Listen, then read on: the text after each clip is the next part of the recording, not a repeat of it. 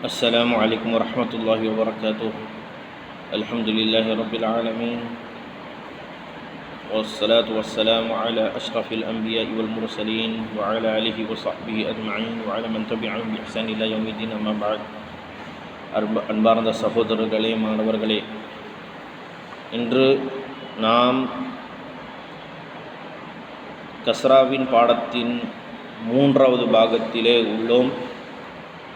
இந்த பாடத்திலே அதே விஷயங்கள் மீண்டும் அதை பற்றி கூறியுள்ளார்கள். அதே விஷயங்கள் திரும்பி திரும்பி வரும். எந்த பாடங்கள் பின்னால் ஓதினோமோ அதே பாடங்கள் இங்கு சேர்ந்து வரும். எந்த பாடங்கள் இதற்கு முன்னாடி ஓதினோம் என்று பார்த்தால், ஃபத்ஹாவை பற்றி பார்த்தோம், அதை படித்தோம், புரிந்தோம், தெரிந்து கொண்டோம். கஸ்ராவை பற்றியும் பார்த்துள்ளோம். இந்த இரண்டும் கலந்து வர்ற வார்த்தைகள் தான் இங்கு கீழே கொடுத்துள்ளார்கள். ஆக அதை நினைவிலே கொண்டு ஓதுங்கள். உச்சரிப்பை சரியான முறையிலே, தகுந்த உச்சரிப்பை அதற்குரிய எழுத்துக்களோடு இணைத்து ஓதுங்கள். வாருங்கள் போகலாம் பாடத்திலே. ஹம்சா கஸ்ரா இ, பா கஸ்ரா பி, இபி, லாம் கஸ்ரா லி, இபிலி, ரா ஃபத்ஹா ரா, தால் கஸ்ரா தி, அர்ராதி, ஃபா ஃபத்ஹா ஃபா, அர்ராதிஃப. ஆக எந்த எழுத்துக்களை நாம் கனமாக ஓதிக்கொண்டிருந்தோமோ அந்த எழுத்துக்கள் இங்கும் கனமாக தான் ஓதணும். ஒரு சில சூழ்நிலைகளிலே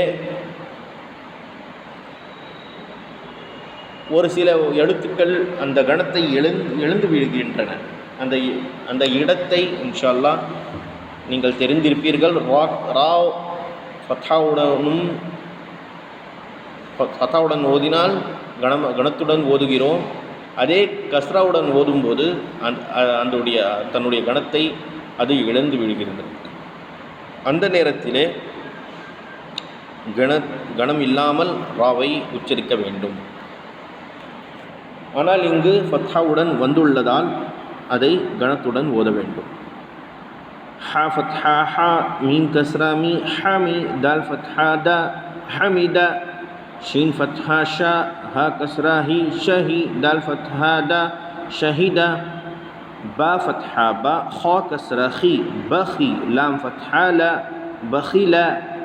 ஹாவை நல்ல முறையிலே நல்ல உச்சரிப்புடன் ஓதுங்கள். ஹாவை உச்சரிக்கும் போது எவ்வாறு எச்சிலை தொண்டை வழியாக வெளியே எடுக்கும் பொழுது சப்தம் வருமோ அந்த சப்தம்தான் ஹாவிற்கு வருகின்றது. ஆக அந்த உச்சரிப்பை மறந்து விடாதீர்கள். அந்த எழுத்துடைய அந்த வெளிவரும் அந்த பாதையை மறந்து விடாதீர்கள். பா ஃபத்ஹா பா, ஹா கஸ்ரா ஹி, பஹி, லாம் ஃபத்ஹா ல, பஹில, சீன் ஃபத்ஹா சா, ஹா கஸ்ரா ஹி, சஹி, ரா ஃபத்ஹா ரா, சஹிரா, ரா ஃபத்ஹா ரா, ஹா கஸ்ரா ஹி, ராஹி, மீம் ஃபத்ஹா மா, ரஹிம, லாம் ஃபத்ஹா ல, ஐன் கஸ்ரா ஐ, லஇ, பா ஃபத்ஹா பா, லஇப. ஆக இந்த பாடத்தை நன்றாக தெரிந்து புரிந்து படியுங்கள். இன்ஷா அல்லாஹ் சுப்ஹானஹு வ தஆலா உங்களுடைய கல்வியிலே பரக்கத் செய்வானாக. அஸ்ஸலாமு அலைக்கும் வரஹ்மத்துல்லாஹி வபரகாத்துஹு.